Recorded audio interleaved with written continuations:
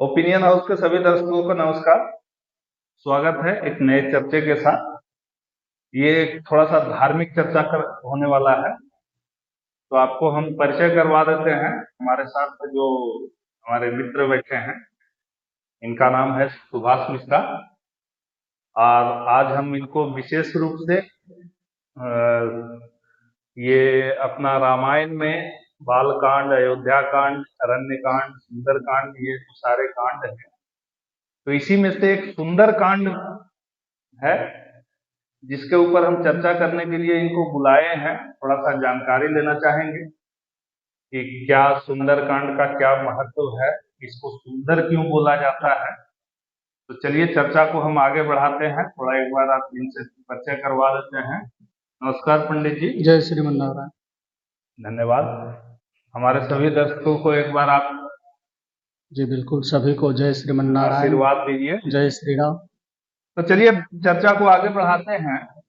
जैसा कि हम बताए कि रामायण में जो सारे विषय को एक कांड के रूप में अलग अलग विभक्त किया गया है। बाल कांड है, अयोध्या कांड है, अरण्य कांड है, किष्किंधा कांड है, सुंदर कांड। तो सबसे पहले जो हम आपसे जानना चाहेंगे कि सुंदर कांड को सुंदर क्यों बोला गया है, थोड़ा सा इसके बारे में आप रोशनी डालिए। जी बिल्कुल, इसका नाम सुंदर इसलिए पड़ा, गोस्वामी जी इस कांड में जो भी कांड हुआ, जो भगवान हनुमान जी का लंका जाना, लंका में अशोक वाटिका उजाड़ना, ये सब अनीतिपूर्ण कार्य हुए, परंतु ये सारे सुंदरकांड का ही हिस्सा है। सुंदरकांड का ही हिस्सा है। परंतु सर्वप्रथम में गोस्वामी जी लिख दिए हैं कि जामवंत के वचन सुहाए, सुनि हनुमंत हृदय यति भाई। इस चौपाई का अर्थ यह होता है कि हनुमान जी युवा अवस्था में, हाँ, और जामवंत जी एक वृद्ध हैं, वृद्ध की भूमिका में वृद्ध है। और यदि कोई वृद्ध बोले और युवा उसका पहल करे, समझे, उसको अमल करके अपने जीवन में उतारे, इससे बड़ा सुंदर कुछ हो ही नहीं सकता है। इसलिए सर्वप्रथम इस कांड का नाम, पंचम सोपान का नाम सुंदर कांड पड़ा, क्योंकि कहीं भी जल का लांघना, बहुत से विद्वान का अलग अलग विद्वानों का मत होता है। हाँ, ये तो समय समय, लेकिन शास्त्र कहता है कि जल को लांघना, कुछ लोग कहते हैं कि समुद्र लांघ कर गए इसलिए यह सुंदर कार्य हुआ, ऐसा कुछ नहीं है। जल लांघना जो है सो एक अशुभ माना जाता है, जल को लांघना नहीं चाहिए। दूसरी चीज, किसी के नगर में छुप कर प्रवेश करना भी अनीतिपूर्ण कार्य माना जाता है, क्योंकि कोई अपने घर में हो और हम छुपकर उसके यहाँ जाए, अवलोकन करें, यह भी जो है सो एक पाप की श्रेणी में आता है।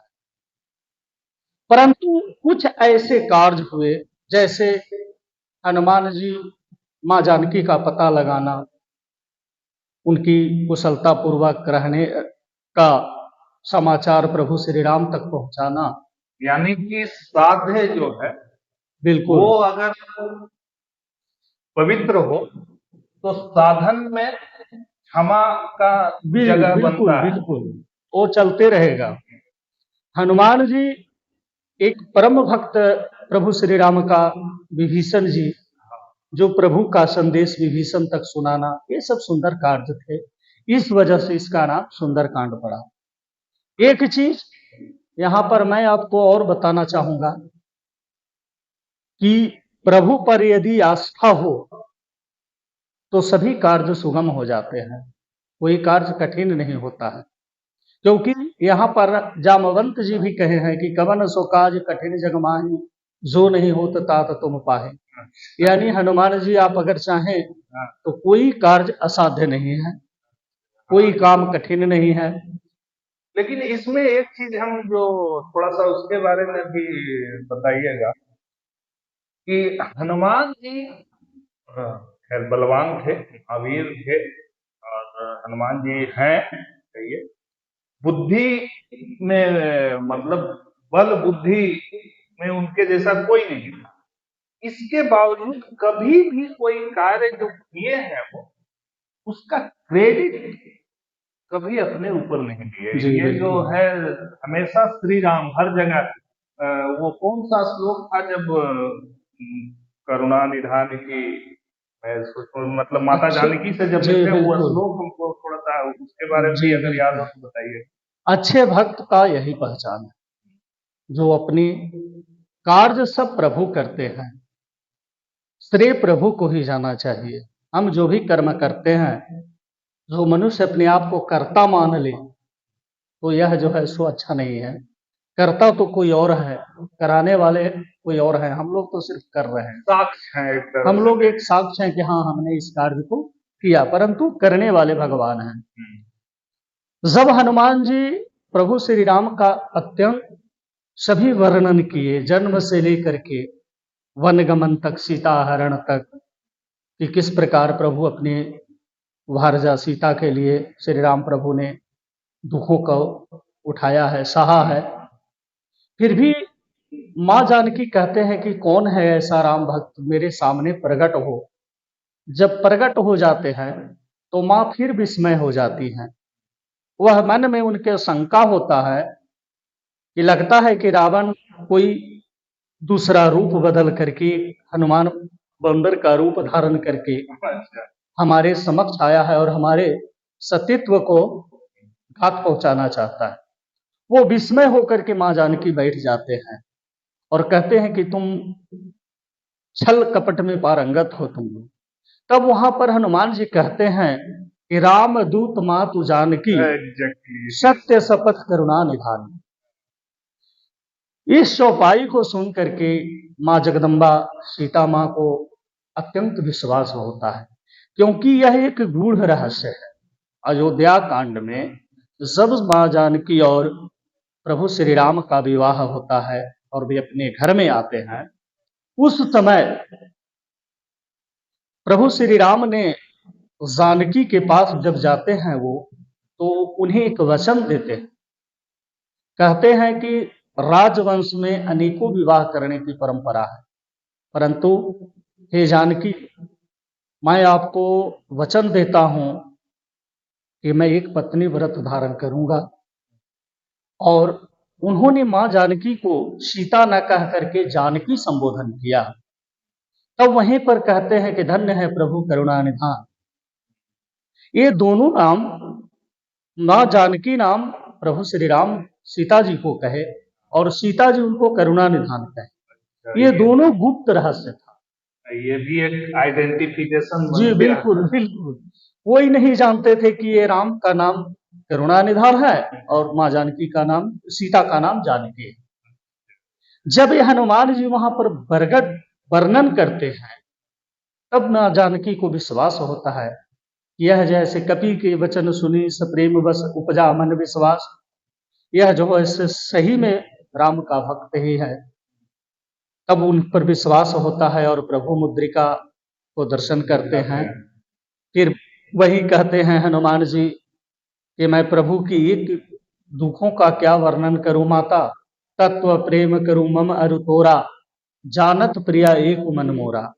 इस चौपाई का अर्थ होता है कि भगवान ने अपने प्रेम रूपी तत्व को आपके पास भेजा है और उस तत्व को देख करके। अच्छा, इसी में जैसे सुंदरकांड में मतलब ये हुआ कि हाँ, जो भी अगर कुछ इसे अनीतिपूर्ण माना जाए साधन को, लेकिन जो कार्य को संपादन किया गया और उसका जो मकसद था वो एक पवित्र था और एक मतलब अति प्रशंसनीय कहिए। खैर, रामायण तो अपने आप में जी बिल्कुल लोगों का मार्ग प्रशस्त करने बिल्कुल वाला बिल्कुल। महाकाव्य है।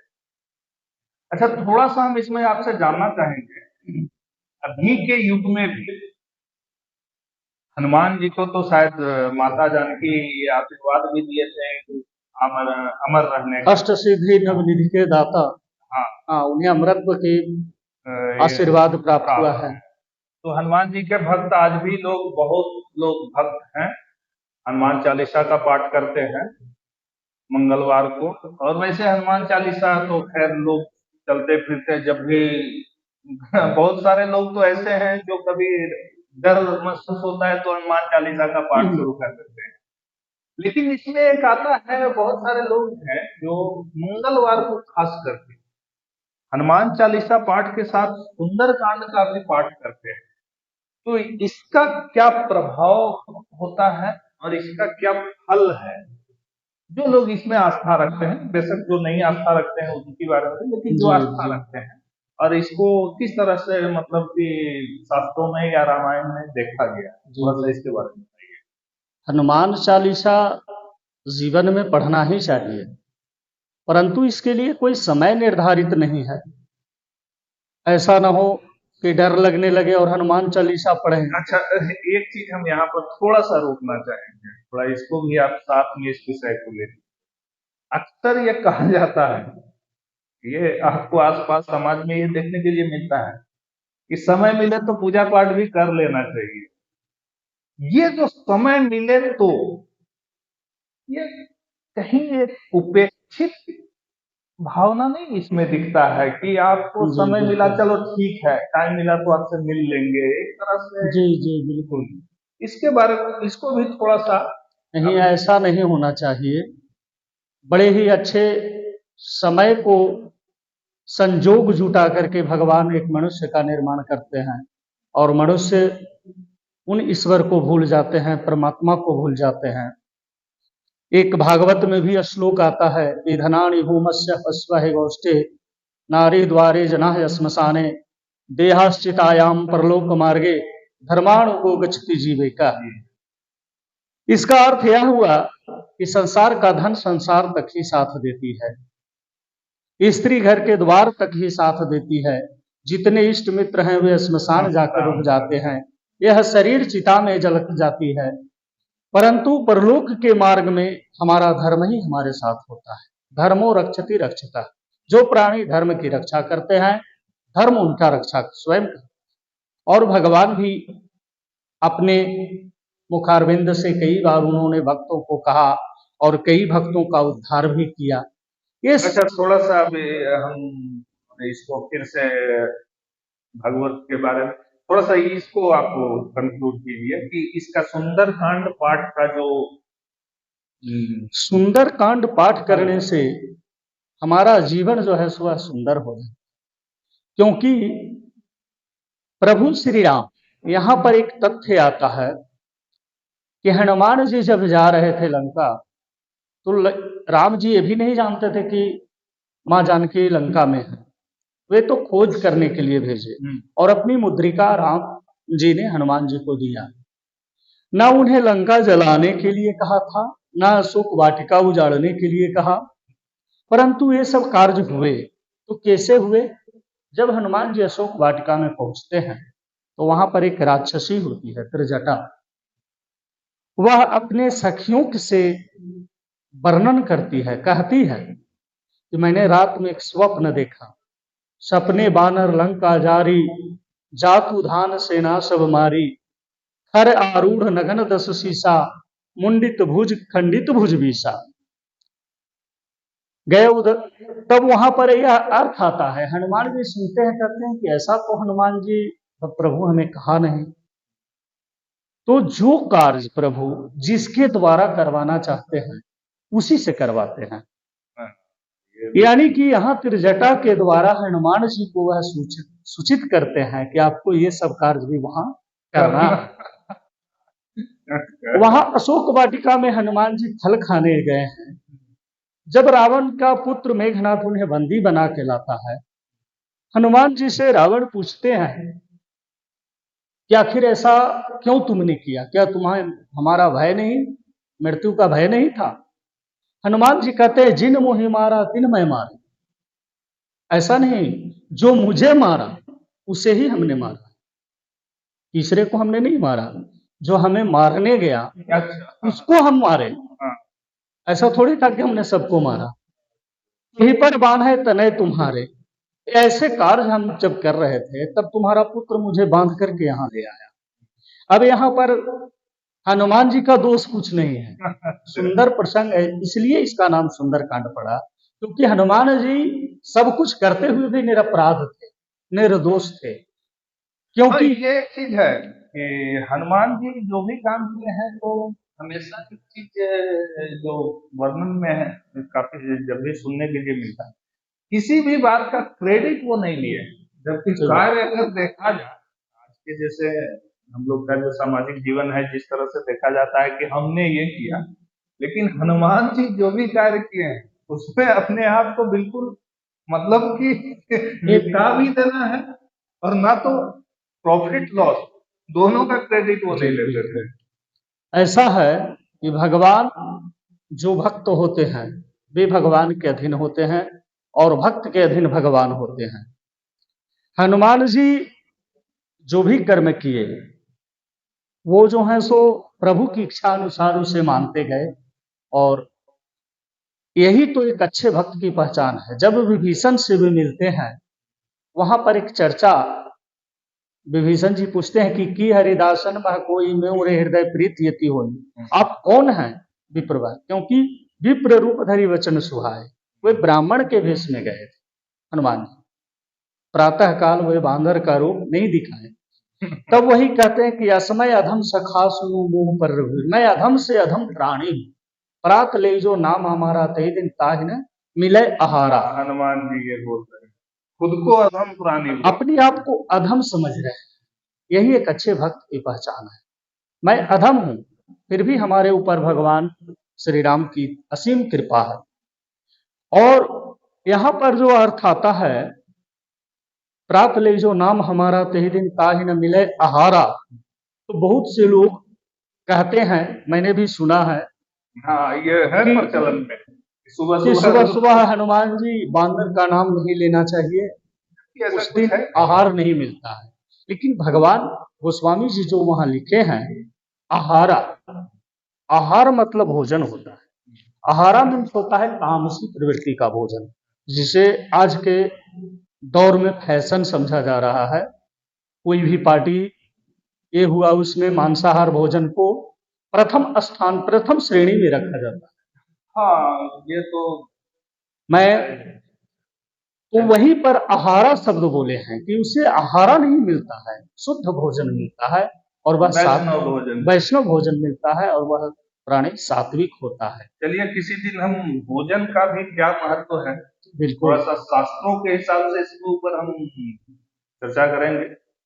फिलहाल तो समय चलिए बहुत धन्यवाद। काफी हो चुका है, तो हम चाहेंगे कि कुछ आप संक्षिप्त में कुछ कहना चाहें तो और हमारे दर्शकों के लिए बता दीजिए, बाकी हम इस चर्चा को अब समाप्त करना चाहेंगे। जी बिल्कुल, मैं यही कहना चाहूँगा कि धर्म की रक्षा करें, धार्मिक प्रवृत्ति रखें, विचार शुद्ध रखें और भगवान पर आस्था रखें, क्योंकि श्रद्धा और विश्वास जब दोनों जागृत होता है तो आदमी पूजा पाठ करते हैं।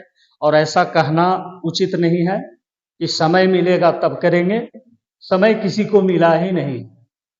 जो समय मिला उसी समय में भगवान को याद करना चाहिए, हर समय प्रभु के नाम स्मरण करते रहें, क्योंकि रामायण में लिखा है कि कलयुग केवल नाम आधारा।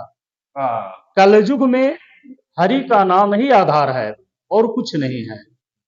जो फल सतयुग त्रेता द्वापर में हजारों हजार वर्ष तपस्या करने से प्राप्त होता है, वही फल कलयुग में भगवान की एक नाम स्मरण करने से मिलता है।